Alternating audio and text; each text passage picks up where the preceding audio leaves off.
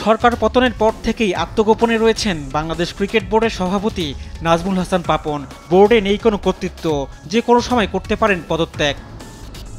গেল এক যুগের বেশি সময় ধরে বিসিবি সভাপতি হিসেবে ক্ষমতার অপব্যবহার করে দুর্নীতি আর স্বজনপ্রীতির কাঁটায় বিদ্ধ হয়েছেন। ক্রিকেটারদের ভবিষ্যৎ হয়েছে অন্ধকারাচ্ছন্ন। অথচ আওয়ামী লীগ সরকার মনোনীত সভাপতি হিসাবে নাজমুল হাসান পাপন চাইলেই দেশের ক্রিকেটটাকে নিয়ে যেতে পারতেন অনেক সামনে।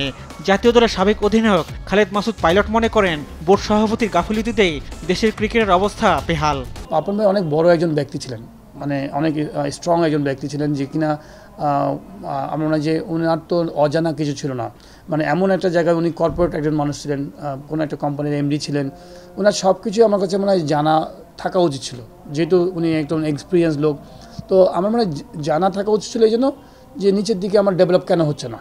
তো আমার মনে হয় যে হয়তো উনি জানতে চান নাই বা দেখতে চান নাই, চোখ বন্ধ রাখছেন। হয়তো এই অজান্তেই হয়তো তলের মানুষ, অনেকজন মানুষ এটা মিসইউজ করে ফেলেছে। তো এই মিসইউজটা হচ্ছে যখন আপনি একটা বড় দায়িত্ব থেকে যখন আপনি দেখছেন না, তো আলটিমেটলি দায়ভারগুলো তো কিন্তু আপনার ক্যাপ্টেনের কাছে আসবে।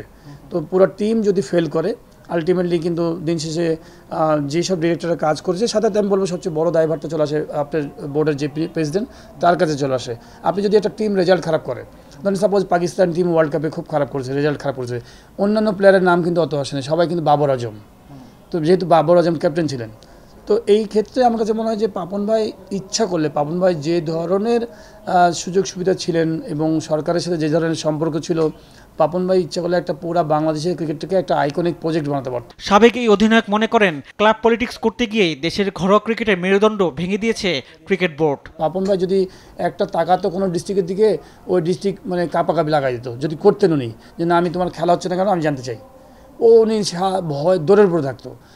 এই ধরনের শাসনটাও কিন্তু কিছু ক্ষেত্রে দরকার ছিল। আমার কাছে মনে হয় যে আপনি গাফলতি করবেন, লিগ করবেন না, এটা তো ঠিক না। আপনি তাহলে এখানে সেক্রেটারি হিসেবে কেন আছেন? আপনি সরে যাওয়া উচিত, আপনি পদত্যাগ করে সরে যান, আপনি যদি লিগ মানে চালাতে না পারেন। ক্রিকেট বোর্ডে যে গঠনতন্ত্র আছে, পাপন ভাই তো নিশ্চয়ই জানেন যে এই গঠনতন্ত্রের মধ্যে খুব স্বচ্ছ ক্লিয়ার সুন্দর গঠনতন্ত্র নাই।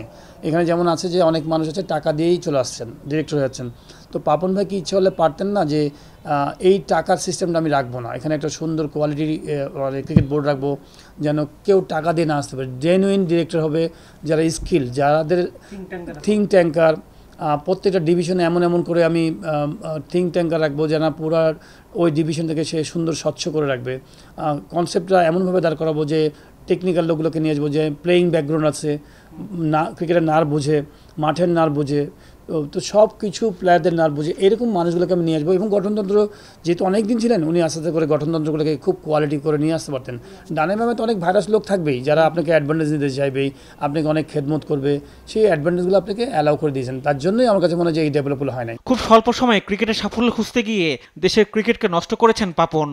দেখেন যে পাপন ভাইকে হেড করে পুরোটা একটা সিন্ডিকেট হয়েছিল, যার জন্য আপনি দেখবেন যে তাদের মাথায় ছিল যে যারা নিচে যারা ছিলেন, তাদের মাথায় ছিল প্লেয়ার আমার দেখার দরকার নাই, কে খেলছে দরকার নাই, আমি কিছুটা শুধুমাত্র ন্যাশনাল টিমের এগুলো নিয়ে থাকবো ব্যস্ত, আর আমাদের যে ফাইন্যান্সিয়াল যে কাজগুলো আছে সেগুলো নিয়ে আমরা কে কতখানি বেনিফিট দিতে পারি সেগুলো নিয়ে ব্যস্ত ছিলেন।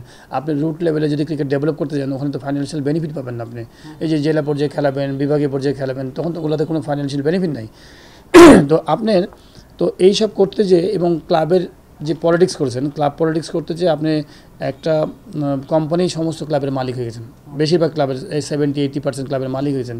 তো মনে করেছেন যে আমরা এই পলিটিক্সটা করে এই চেয়ারটা আর কাউকে দিব না, যে এই চেয়ারটা মানে আমি ক্রিকেট বোর্ডের যে ডিরেক্টর, এই চেয়ারটা আমাদের মাধ্যমেই এটা তদারকি হবে এবং আমরা এই ক্রিকেটটা চালাবো। এটা ঠিক না, এটা হচ্ছে রং কনসেপ্ট। ওনারা কিন্তু ইচ্ছা করলে এখান থেকে বেরিয়ে এসে, না চেয়ার ওনারাই রাখুক, কেউ চেয়ার নেবে না, কিন্তু আপনি সুন্দর কালচারটা রেখে দিতেন ক্রিকেটে, যে না আমরা প্রক্রিয়াগুলো ঠিক করব, ডে বাই ডে আমরা আমাদের চেয়ার এমনভাবে তৈরি করবো যেন কেউ না নিতে পারে, কিন্তু সাথে আমি যেন খেলাগুলোকে এমনভাবে চালাবো যেন খেলার কোনো ক্ষতি না হয়, ন্যাশনাল টিমের যেন কোনো ক্ষতি না হয়। আপনি যখন খুব শর্টকাট পদ্ধতি নেবেন, তখন আপনি কিন্তু সব জায়গায় পুটিং দেবেন। আপনি যখন একটু মানে আমি বলবো যে খারাপ পথ বেছে নেবেন, তখন কিন্তু আপনাকে অনেক কিছুতে ঢাকতে হবে। খারাপ পথ যখন বেছে নেবেন তখন আপনাকে অনেক কিছু ঢেকে নিতে হবে। তো এই ঢাকতে যে আপনি আম্পায়ার্স ডিপার্টমেন্টটাকে ক্ষতি করে দিয়েছেন। আমি জানি যে আম্পায়ার ডিপার্টমেন্টে যারা আছেন তারা সবাই ম্যাক্সিমাম মেজরিটি ভালো মানুষ, কিন্তু আপনাকে যখন উপর থেকে প্রেশার দেওয়া হবে যে তোমাকে এই ম্যাচটা জেতাতে হবে এই টিমকে, আম্পায়ার করবে কি করবে, আপনি সবাই তো আর আপনার একদম ফেরেস্তা না যে ওইভাবে নীতিটা রাখতে পারবে না, বিকজ তার তো একটা জীবিকা, সে এখান থেকে পড়ালেখা বাদ দিয়ে সব কিছু তার বিজনেস বাদ দিয়ে এই আম্পায়ারিং করে। এখন সে কোনোদিন চায় না যে আমি এখানে চুরি করতে বা চিটিং করতে, তো বাধ্য হয়েছেন আপনি জীবিকাকে ক্ষতি হবে বলে আপনি বাধ্য হয়েছেন আম্পায়ারিং এরকম করতে। হ্যাঁ, রং ভিশন আপনি নিয়েছেন, হ্যাঁ খেলাগুলোকে নষ্ট করে দিয়েছেন। তো এই প্রত্যেকটা ডিপার্টমেন্টকে আপনি মিস ইউজ করে ফেলেছেন। আমার মনে হয় যে এইগুলো না করলে ক্রিকেটের কালচারটা খুব সুন্দর থাকতো। রিফাত আঞ্জুম, দেশ টিভি, ঢাকা।